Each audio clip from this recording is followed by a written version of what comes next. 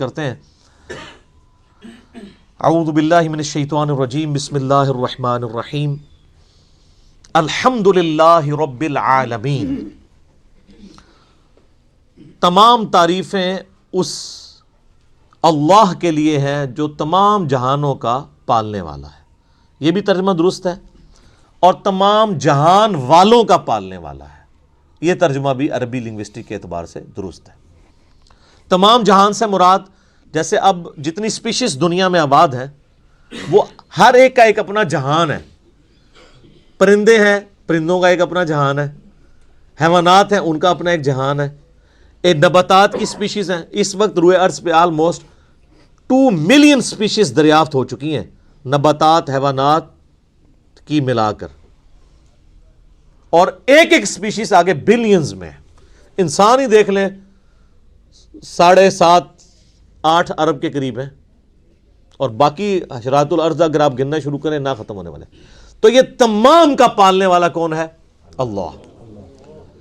الرحمن الرحیم، وہ انتہائی رحم فرمانے والا ہے. الرحمن کہتے ہیں جیسے اسی سے لفظ، یہ اسی یعنی آپ سمجھ لیں عربی لنگوسٹک کے اعتبار سے طوفان بھی عربی کا لفظ ہے نا، یعنی ٹھاٹھے مارتا ہوا سمندر ہے اس کی رحمت کا. اور سمندر تو کبھی کبھی جوش میں آتا ہے نا. اللہ کی رحمت وہ ہے کہ الرحیم مستقل رہتی ہی ٹھاٹھے مارتے ہوئے سمندر کی طرح ہے. الرحمن الرحیم. حتیٰ کہ بخاری و مسلم میں حدیث ہے، نبی علیہ السلام نے فرمایا اللہ تعالیٰ نے مخلوقات کی پیدائش سے پہلے اپنے پاس اپنے عرش پہ یہ عبارت لکھ لی تھی کہ میری رحمت میرے غضب پہ بھاری رہے گی. قرآن میں بھی ہے وَكَتَبَ عَلَى نَفْسِهِ الرَّحْمَةِ، کہ یہ اللہ نے اپنے اوپر خود لازم کر لیا کہ میں ہر حال میں رحم ہی کروں گا. رحم والا جو اللہ تعالیٰ کا پہلو ہے یہ ڈومیننٹ ہے. سورہ فاتحہ جو ہے وہ ذہن میں رکھیے گا قرآن کی ماں ہے، ام الکتاب ہے. فاتحہ ہے، قرآن کھولنے والی چیز ہے. تو اس میں جو جو چیز آ رہی ہے نا اس کی جڑ پڑ رہی ہے نا، وہ پورا قرآن اسی جڑ سے پھر اگنے والا وہ بڑا تناور درخت ہے. ہر چیز کی جڑ سورہ فاتحہ میں. مالک یوم الدین، وہ مالک ہے قیامت کے دن کا. دنیا میں تو کئی بادشاہ ہیں، اس کی اجازت سے، اس کی مرضی سے نہیں، اجازت سے. اجازت یہ ہے کہ کھلی چھٹی ہے، مرضی نہیں کہ وہ غلط کام کرے. وہ بس اللہ نے 2 راہیں دکھا دی ہیں، انا ہدیناہ السبیل اما شاکرا و اما کفورا. ہدایت کا راستہ واضح کر دیے، چاہے تو شکر گزاری کی روش اختیار کرو، خواہ ناشکری کی. لیکن قیامت کے دن صرف اللہ ہی کا حکم چلے گا. دنیا والے جتنے احکامات ہیں یہ سب کی سب پاورز لوگوں کی طرف سے جو اللہ تعالیٰ نے دی ہیں وہ سلب کر لی جائیں گے. لمن الملک اليوم للہ الواحد القہار. آج کس کی بادشاہت ہے؟ اس قہار کی جو سب پہ چھایا ہوا ہے. قہار کہتے ہیں سب پہ چھانے والا. تو قیامت کے دن کا مالک ہے. یہ ایک ایک آیت کے اوپر ایک ایک گھنٹہ بولا جا سکتا ہے، لیکن چونکہ ہم نے پورا قرآن کور کرنا ہے تو اس میں 7 آیات آئیں گی کراس ریفرنس کے طور پہ. ایاک نعبد و ایاک نستعین. تعریف کرنے کے بعد اے اللہ ان ساری چیزوں کے ہوتے ہوئے حق تو یہ ہے کہ عبادت بھی تیری ہوگی، دعا بھی تجھی سے کی جائے گی. اے اللہ ہم صرف تیری ہی عبادت کرتے ہیں اور کرتے رہیں گے، تجھی سے مدد مانگتے ہیں اور تجھی سے مانگتے رہیں گے. کیونکہ یہ مضارع کا صیغہ ہے جو کنٹینیوشن ہے. پریزنٹ ٹینس اور فیوچر ٹینس عربی میں ایک ہی ہوتا ہے. ہمارے تو 3 ہوتے ہیں نا اردو میں اور انگلش میں، پاسٹ، پریزنٹ اور فیوچر. عربی میں فیوچر اور پریزنٹ کے لیے ایک ہی صیغہ استعمال ہوتا ہے، وہ یہاں پہ استعمال ہوا ہے. ایاک نعبد و ایاک نستعین.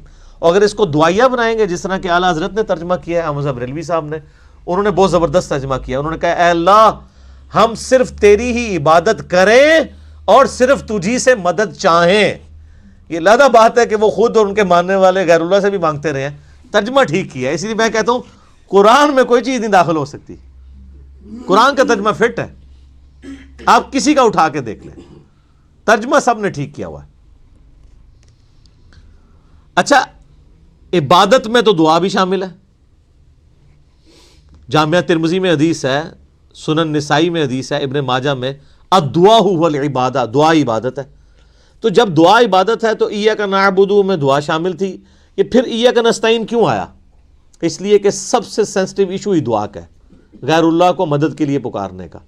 تو اللہ تعالیٰ نے اس کو اسپیسیفکلی بیان کیا، اس کے باوجود امت کی اکثریت غیر اللہ سے مدد مانگ رہی ہے۔ ایک تو ہے ظاہری اسباب، وہ تو آپ مانگیں، تو قرآن میں حکم ہے وَتَعَاوَنُوا عَلَى الْبِرِّ وَالتَّقْوَى وَلَا تَعَاوَنُوا عَلَى الْإِثْمِ وَالْعُدْوَانِ، یہ تو بالکل ٹھیک ہے۔ وہ ایک مفتی صاحب جو کیو ٹی وی پہ بیٹھے ہوئے ہیں لوگوں کے عقیدے خراب کرنے کے لیے، وہ کہتے ہیں جی اب پھر ہم امی سے روٹی نہ مانگیں جا کے۔ بھائی امی سے روٹی وہ مانگتا ہے جس کی امی گھر موجود ہوتی ہے، جس کی امی قبرستان میں آرام فرما ہوتی ہے، اگر وہ امی سے روٹی مانگ رہا ہو تو اسے کیا کہا جاتا ہے؟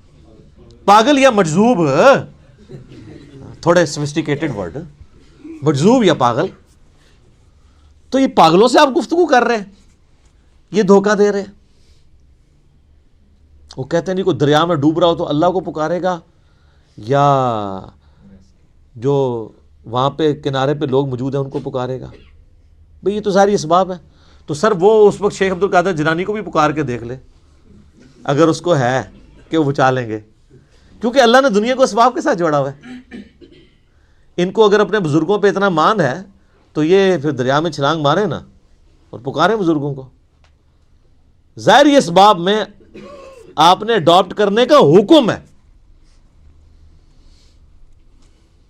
ہاں جو دعا مانگی جائے گی بغیر اسباب کے، آپ جو غائب میں مدد کے لیے پکار رہے ہوتے ہیں، مثلا یہاں بیٹھے میں ان کو کہتا ہوں مجھے پانی پلا دیں، بالکل ٹھیک ہے، لیکن یہ بغداد میں قبر کے اندر ہے، میں کہتا ہوں مجھے پانی پلا دیں، وہی جملہ شرک میں لے جائے گا۔ یہ ہے اصل مسئلہ۔ یہ جھگڑتے رہتے ہیں جی وہ جی بزرگوں کو اختیار نہیں، میں کہتا ہوں جی بزرگوں کو اختیار ہو بھی، کوئی بزرگ ماشاءاللہ اتنا پہنچا ہے کہ اسے اللہ نے اختیار ہی دے دیا فرشتوں کی طرح، پھر بھی بزرگوں کو پکارنا شرک ہوگا مدد کے لیے۔ ویسے آپ نے محبت میں پکارنا ہے، آپ ضرور پکاریں، مدد کے لیے نہیں، ویسے اپنی محبت کا اظہار کریں، لبیک یا رسول اللہ کہیں، لبیک یا حسین کہیں، بالکل ٹھیک ہے، آپ محبت کا اظہار کریں، المدد نہیں۔ بارش کون برساتا ہے؟ اللہ۔ ڈیوٹی کس کی ہے؟ تو بارش فرشتوں سے مانگی جائے گی یا اللہ سے؟ اللہ سے۔ اچھا اگر کوئی فرشتوں سے مانگ لے کہ یار خیر اللہ نے ڈیوٹی لگائی ہے، سر وہ مشرک ہو جائے گا، اور یہ قرآن میں لکھا ہوا ہے۔ آپ پارہ نمبر 20 کھول لیں اگر کسی کو توفیق ہو۔ میں نے کئی بار سنا ہے، میں ایک جگہ بیٹھا ہوا تھا، وہاں پہ ایک شیعہ ذاکر بھی تھے۔ اب مجھے 2-3 دن پہلے، شیعہ عالم تھے بلکہ ذاکر نہیں تھے، 2-3 دن پہلے پتہ چلا ہے وہ فوت بھی ہو گئے، بہت علمی آدمی تھے، اللہ تعالیٰ ان کی مغفرت کرے۔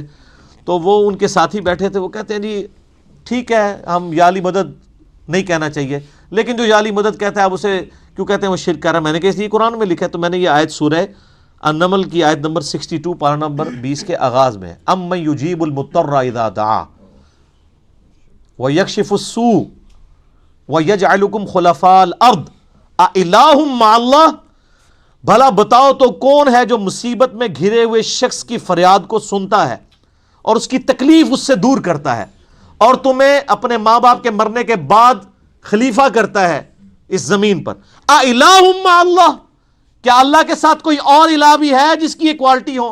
قلیلا ما تذکرون، بڑے کم لوگ ہی نصیحت پکڑتے ہیں۔ تو میں نے کہا اللہ تعالیٰ کہہ رہا ہے کہ جس کے بارے میں تمہارا یہ عقیدہ ہے نا کہ وہ مصیبت اور پریشانی میں تمہارا مشکل کشا ہے، تو گویا الہ ہے وہ۔ اور سب سے پہلے تو مولا علی ان کے گریبان پکڑیں گے جنہوں نے مولا علی کے بارے میں عقیدہ گھڑ لیا۔ مولا علی بھی اپنی نمازوں میں اللہ کو پکارتے تھے، مولا علی کا ماننے والا بھی وہ ہوگا جو اللہ کو پکارے گا۔ پھر بڑے بڑے دھوکے ہیں جی، وہ کہتے ہیں جی وہ جی غیر اللہ سے مدد کہتے ہیں حرام ہے۔ اور کون کہتا ہے غیر اللہ سے مدد حرام ہے؟ آپ یہودی سے بھی مدد لیں، بخاری مسلم میں حدیث ہے، نبی علیہ السلام جب فوت ہوئے ہیں آپ کی زرہ ایک یہودی کے پاس گروی رکھی ہوئی تھی، لیکن جو سامنے موجود نہیں اس سے تو نہیں آپ اسباب کے طور پہ مدد لے سکتے۔